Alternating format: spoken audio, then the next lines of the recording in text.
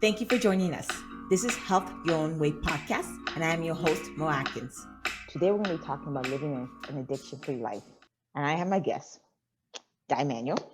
He's going to be an interesting man to talk to for the next 20 to 30 minutes. And to high-level introduction, he's just a man. He has kids, and he's living an addiction-free life. And today we're really going to have a conversation about how he did it, and what his tools and what he can share with you on how to live your own life in addiction-free. So, Dai, anything you want to add? Please enlighten us, Dai. Well, first of all, Mo, it's a pleasure to be here, and it's so cool to be connected with you. I love your energy, by the way. I just think it's contagious, but it's also easy to feed off of. I'm just looking forward to us having a conversation about this. It's obviously something that's near and dear to me in my life. I don't take it lightly, but please note, those that are listening or watching this, like what I've gone through, I know everybody else is going through something similar. Like we are more alike than we are different. And I want people to know that we're all on a similar journey. It's just a matter of whether we're willing to be a little bit vulnerable about some of our deepest learnings, our biggest struggles, because that's how we all learn. It's how we all grow. It's how we all help each other. So hopefully, even though I'm sharing some things that have worked for me today, it may or may not work for you. But it doesn't mean you stop looking for solutions to help you overcome the challenges that you may be facing. So that's all I wanted to sort of preface before we got into the conversation. I'm stoked. I'm glad to be here. Fair enough. You introduced yourself. At least you got to do that so people have an understanding who we're talking to. And I think for a lot of people, because I did read your bio in respects to what you dealt with and when you realize enough is enough. But like everybody has an idea of an addiction, the terminology of an addiction. For you, like when would you have thought, or what do you think of the term of an addiction, and how would you describe it?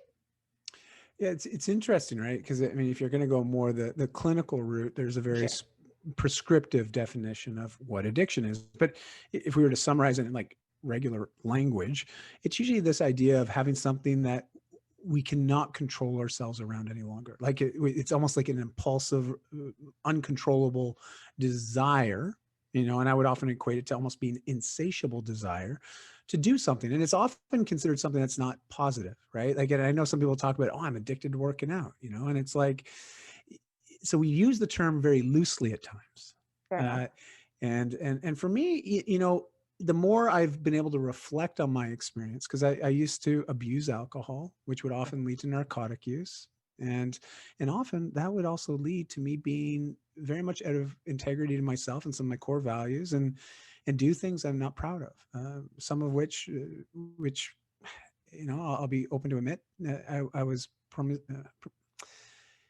I was very often promiscuous. I was not faithful to my wife, and that was, not a one-off, right? It's not like, I had one night out and I drank too much and I did something I regret.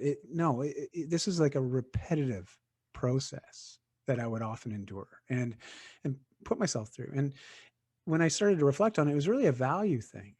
So it wasn't so much that the alcohol, because I was fully aware, Mo, like to be honest, like I was aware of my decisions. Like I knew I was drinking and I knew it was like, okay, I've had enough, but I'm going to have another one, and I was aware of my decisions. I did not feel so like it was an impulse that I had to do it. Like I was out of control, but I chose to do it because I valued alcohol and the way it made me feel over that which I had in my life already. So I had a wonderful family. I had a beautiful marriage. I had a great company I had built.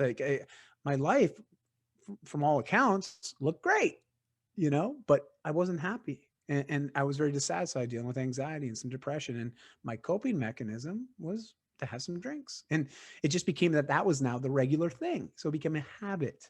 And and it led to me doing a lot of other things as a form of escaping dealing with the actual challenges that were plaguing me during the day. And so that's really, when I think about addiction, I know there's lots of different degrees of that, and we have a lot of different understandings. And I'm not to say that one is correct and one is wrong. I'm just saying, in my situation, what I dealt with, it was very much a value issue. I valued alcohol, drugs, other women over that of what I had in my life already. And until the point where all of a sudden it became a challenge that I was like, I cannot do this any longer. I need to make a change. And it didn't happen overnight. Like it was a process. And I'm sure we'll get into that in a minute. But I mean, that's sort Oh, of we're my about to idea get into around that. addiction. Oh, you want to just get right We're, into we're, we're about to get into that. And not to take it lightly, but like I'm listening to you talk, and Yeah. even when you say value, like a lot of people don't like. I know your addiction, if everybody hasn't grasped it, was alcohol and other aspects. But when you say value, you're right. A lot of people value the way things make them feel over their current situation as a coping mechanism. Yes. And I think for you, when you said, it took a while, it's like it's not a one time like a situation, like one time thing that fixed it. Like for you, when you're talking, when anybody's listening that knows somebody is going through an addiction, right? It's like you're telling them, understand this is an actual long-term process. They can't just quit. They're valuing something. They have to learn to change their value. Yes. With that said, yes. What changed your value, Dad? Well, so to put this into context, it will be 11 years this January. Congratulations. Yeah, thank you. I mean, it's amazing to think that it spanned over a decade. Like it's wild to really think about. And to put this into context, my kids at the time were both under the age of 6. I have 2 daughters, and my wife and I had been together at that point, I guess, for about 8 years. Okay. Yeah, because we started having kids after we'd been together a couple of years. So, we're going into 21 years together. So we've been around. we've had a lot of growth, a lot of challenges, but we're just as committed now for the life we're designing as we were when we first met. But there's been some rocky moments. Let's just put it that way. And most of those rocky moments were all based on my choices and what I valued. And so, for me as a kid, especially early on in my teen years, I had learned very early on how to cope with stress and anxiety and depression.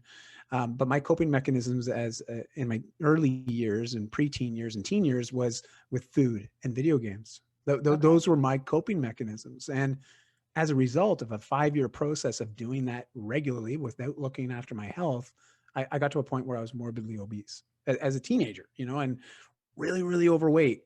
And like I said, it didn't happen overnight. It's not like I had one night of video games and overeating and I was big. No, it was 5 years, right, of living a lifestyle and valuing those options over valuing myself.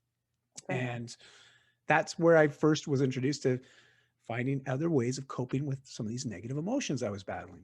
And at 15, I had a paradigm shift, right? Like where I was dealing with a lot of depression and anxiety and just a lot of unhealth because of my current state of health at the time. And I was intimidated though by the idea, well, I could either continue to live the life I'm living, continue with the habits that I'm living, but I had to get really honest. Okay, well, I'm 15 now, and at 20, do I think I'll be in a better place? And I was like, no, there's no way. I mean, it's only going to get worse. It's gotten worse and worse year after year. So I know that this future doesn't look good. And so then I had another option where I was like, I'm also scared of this option because I was scared of the idea of staying as I was and getting worse. But I was also scared of going down a new path that I had no idea what to expect. And that was the idea of, how do I get healthy? How do I change my situation? How do I get fit? How do I eat? Like all these questions. And we all know this. Some of the biggest fears that affect us is the fear of the unknown, right? Yes. And fear of failure, fear of success. Like there's so many different fears, man. We are really good at being scaredy cats, right? 100%. So, it's the flight risk. Yes, I get it. And so I was afraid. I had 2 paths, 2 choices in front of me. And I was scared of both. But the one I was less afraid of was the idea of, well, maybe trying something new. And I told my kids this, they've heard me tell the story, and I went to the library, got books out on fitness and nutrition. And they're like, Dad, why don't you Google it? And I'm like, well, your dad's older than Google. So there you go, I remember those days. Oh my gosh. Telling you my age. I remember those days. I'm sorry. Go ahead. Right. And we didn't have smartphones, like it's not like what they have access to now. And I'm always like, it was called a library. It was called a library card, and you walk in and you talk. It was called a library. For anybody who doesn't understand, it was called a library. Sorry, I apologize. But but you're absolutely right, Mo. And so I went to the library, I got these materials, and then I just consumed them. And something had switched in my head though, like where I just became very committed to a process of figuring out how to make the changes happen. And for once, you know, for once, because leading up to that, my parents, they saw how upset I was, how sad I was, how depressed I was. And, you know, parents typically, they love their kids unconditionally and they want the best for them. And so they would often encourage me or say like, hey, can we maybe sign you up for this new sport or get you a personal trainer, hire you a nutrition? Like they would make these little suggestions. And I would always take that as a personal attack. You know, I was like, oh, you're saying I'm fat. You're saying I'm ugly. You're saying like them trying to help, I saw as an attack because of the place that I was in. I was just dealing with all that pain. You know, it's really hard to accept help when we're not willing to help ourselves. And so there I was, you know, finally the thing switched and my parents were now like excited. They're like, whoa, he wants to do this. So let's just help him do what he wants. And so they bought me a mountain bike. I just started cycling. I started eating differently. Now, this is a 20-month journey, right? 20 months later, all of a sudden, you know, I had this new lifestyle. I was healthier. I was feeling fitter. I had achieved a lot of great positive physical results. And I had gained a new confidence in myself, a new ability to prioritize myself in a way that provided positive results, right? Okay. And my coping mechanisms were now replaced with other things like exercise. I learned how, well, I can cope with some of my stress and my anxiety, and fitness makes me feel better. You know, Okay. wow, this is good. I got a positive outlet. But here's the thing. And this is the only negative about the fitness industry. The fitness industry is often very surface level, right? Like it's very focused on the exterior. We like to quantify things. It's like, how much weight can you have on the bar? How fast can you run a mile? How much do you weigh on the scale? What's your pant abs size? look like? Yes. Well, but understand. we like to put numbers to everything. But Okay. what about qualifying our goals, right? Qualifying the results. Like, what does it actually translate into us as far as our life and our lifestyle? You know, all these metrics are great to see progress and performance enhancement, but how's it translate into my real life? You know, my relationships. And so here's the crazy thing. I get into my 20s and I still had a lot of the stress and the anxiety there, even though I had gotten rid of one issue, you know, which was my overweightness, my physique. I didn't do any inner work. I hadn't developed my inner self at all because I was so focused on the exterior, thinking that would fix all my problems. Oh, if I look better, I can attract the right girl and I'll have a perfect life and la da da yada, right? And it doesn't work like that. Just in case you haven't noticed, it doesn't work like doesn't Go ahead. at all. Sorry. Go ahead. And the crazy thing is I then also discovered alcohol. And I discovered that alcohol became a great way for me to now escape and avoid some of the inner battles I was dealing with, right? Because I hadn't done any work on my inner side. I'd worked really well on working everything on the external. Anything anybody could see, I wanted to make sure it looked perfect, you know? But as far as the inside was concerned, there was still a lot of hurt in there. I was still that obese teenager, right? Like just struggling. And then that habit just continued onward. Even then I met my wife, we had kids, and just these habits continued to be my normal way of operating. And then one day, you know, it gets to a point where my wife was like, I'm not having this anymore. You know, like she sat me down. She was ready. I could tell like the conversation was very different. My wife was always the kind of person, and she still is today. She sees something in me and it's always more than I see in myself. You know, that's what I love about her. She is my biggest supporter, my best friend. You know, like we are in this together and we're co-creating the life that we want together. But here we were 11 years ago, and I could tell that that twinkle in the eye was no longer there. And she was like, this is it. You know, this is not the environment we want to raise our girls in. And she was right, because I couldn't argue that, you know. And so she sat me down. We're having this conversation. You know, there's sobbing on both ends of the table. Like it was hard. And she asked me a question, Mo, and the question was, Dai, are you being the type of man that you'd want your daughters to marry? I was going to say that. Yes. Like, true. But that question, like it just shifted everything for me. Like it was really weird because up to that moment, I'd never really put two and two together and thought, wow, yeah, you know what? I am the first man in my daughter's life. Like the first man that they really look up to, their first hero, their first protector. Like I am the one that role models what a man is. Yeah, they're blueprint for them. And I couldn't be honest with myself and say, you know, I'd be okay with someone that acts like me and does the things that I do, showing up and wanting to be a part of my daughter's life. There's no way. I just, that's unacceptable. It's a non-negotiable. No. And yet that's what I was doing. So in that moment, I made a decision, a commitment to myself, as well as to my family, that I'd go 1 year without drinking. 1 year, no drinking. you know? And so I removed the crutches, right? It's like, okay, I'm going to do 1 year. 1 year, I'm going to just remove this crutch, remove this coping mechanism, and figure out a better way. And when I learned really quickly, taking away the alcohol, and which also meant the other pieces would move away, I realized that, oh boy, I don't have these crutches to walk with anymore. I've got a pretty bad limp. I'm going to have to do some serious rehab here. You know, like when I say rehab, I'm talking like physio, right? Like I need to get back to being able to walk again without the coping mechanisms that's been affecting us negatively. And that's when I went down a deep rabbit hole of now working on the inside, working on Dai internally, not the external. And you know, at the time I was 32, almost 33. So, you know, just put this in the timeline for you. I'm now 44, and so it opened up a door where, you know, I reached out. I started working with a psychologist. I worked with a counselor.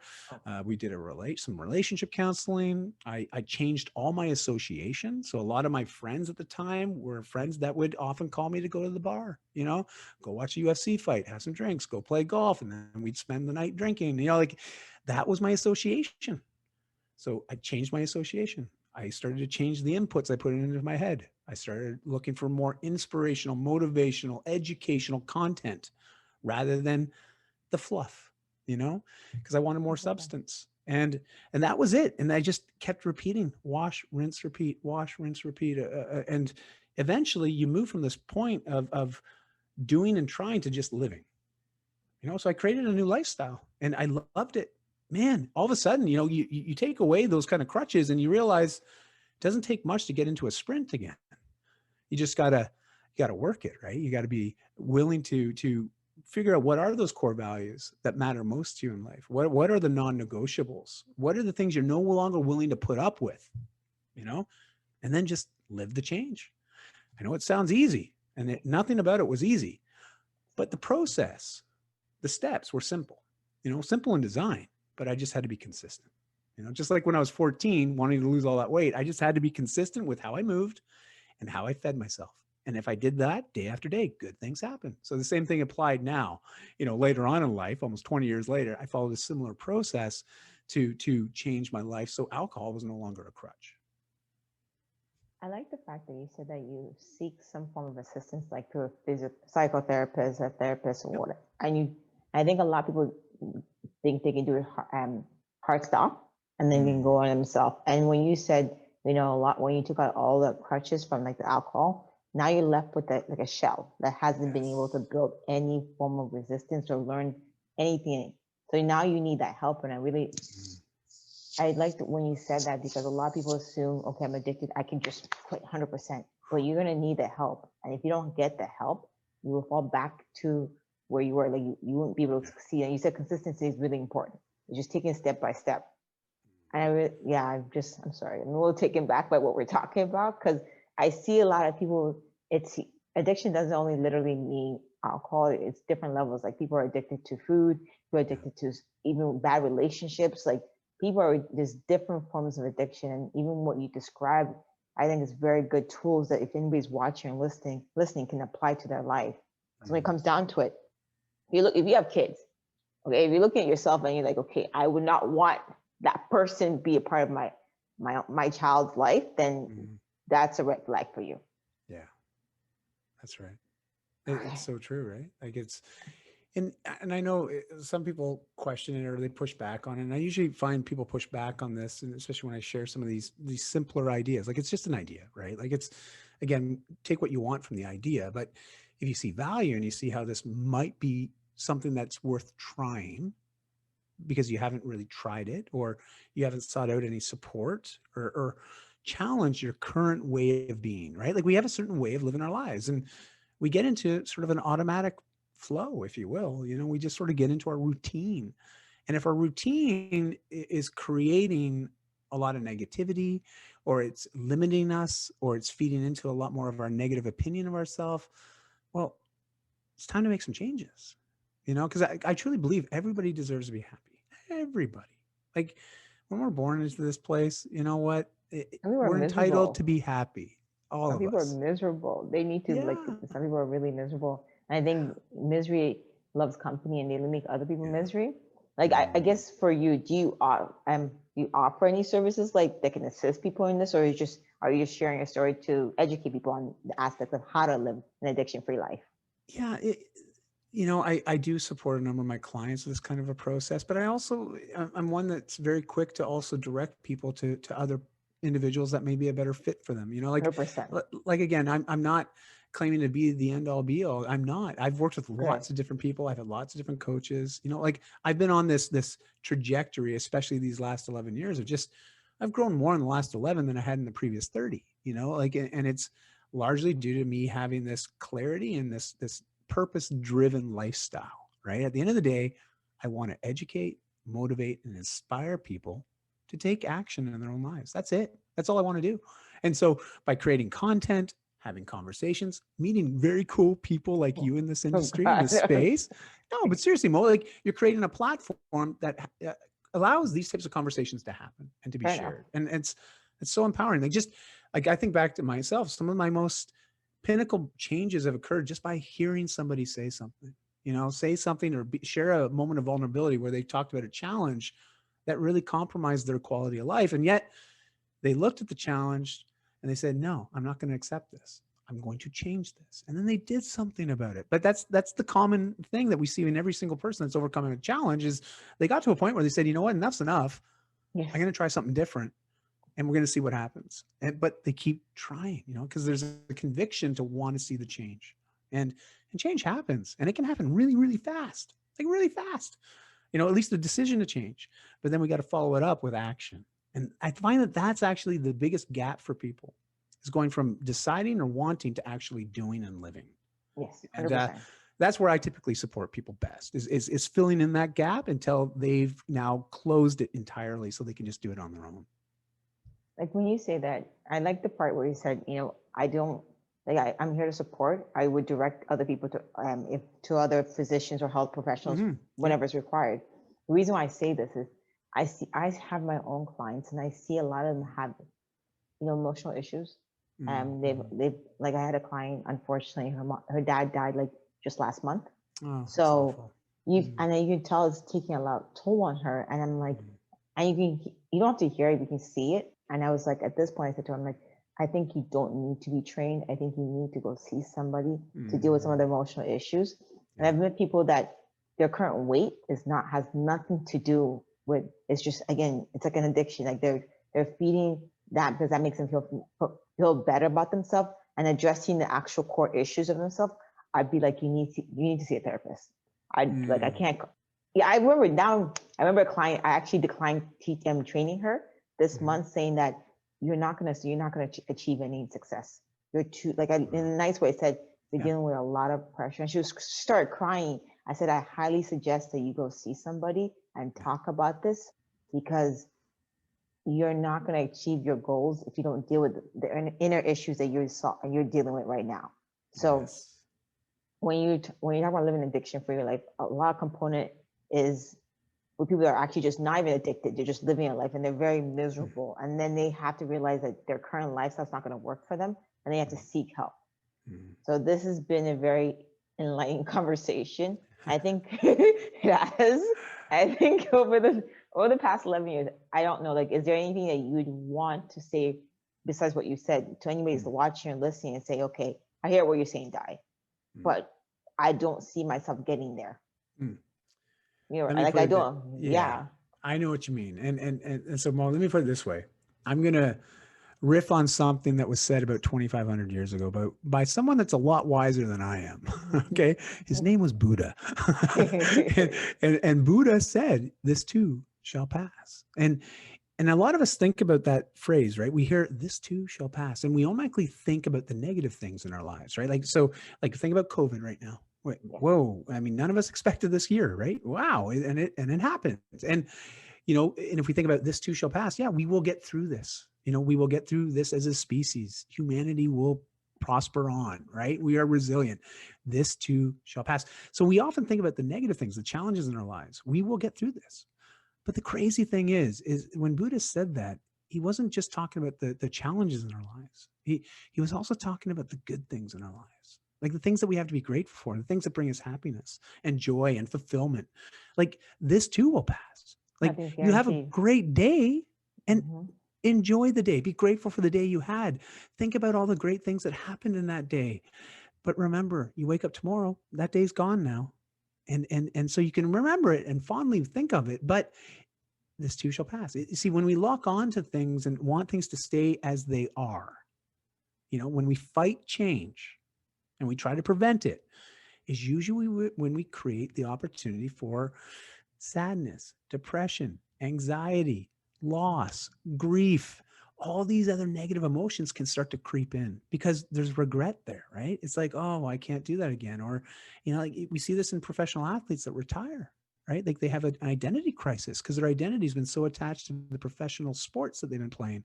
And there's this loss of identity, right? So it's being able to really take a step back and just get really focused on the present. Don't worry about the past that's happened. It's great. Think about it fondly. Think about how all the things that you've learned and you've grown from. Think about the future in a warm light, but realize it's what you do right now that influences tomorrow and the day after and the day after.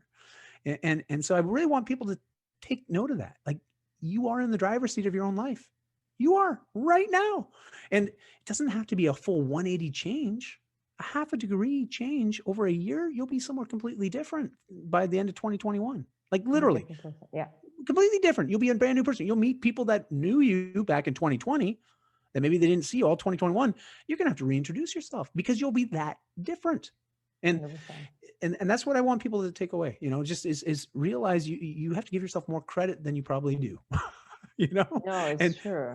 And just trust in yourself, because I truly believe anybody can achieve anything that they want. And I know it sounds so cliche, it's not. But I really believe that, if you want to see positive changes in your life, you have to be in the driver's seat, and find support, find a coach, find a mentor, find someone that can support you and ask you the right questions to help you gain the clarity you need to then become confident in yourself so you can take action again and again and again. And so that's it. That's all I got for you. That is a lot. It's a lot. I sincerely appreciate having this conversation with you because I think you have a great story. I think it needs to be heard in the respect the fact that you have a lot of teaching moments that people should be self-aware of and the stuff that they should be able to implement in their life. And plus you do it with a smile.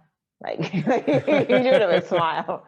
So, if you're not smiling, you're probably doing something wrong. So there's a lot of miserable people out there. There's really a lot of miserable people out there. Oh, that's too No, but I think it's just the conversation itself is meant to let you know that you've been there.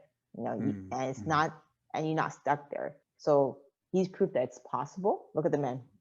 21 years and his wife stuck by him. So it's possible. She's an amazing person. I wouldn't be where I am today if I didn't have her in my life. I'll tell you that. That's for sure. Yeah. I want to say thank you for having this conversation with me. I truly am. Oh, before I do, if anybody wants to follow your journey or reach out to you, how can they reach out to you?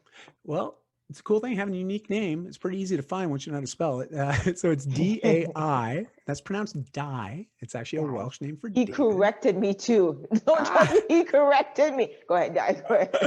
And the last name is Manuel, M-A-N-U-E-L. So the neat thing is you can connect with me. I'm most active on Instagram as well as Facebook.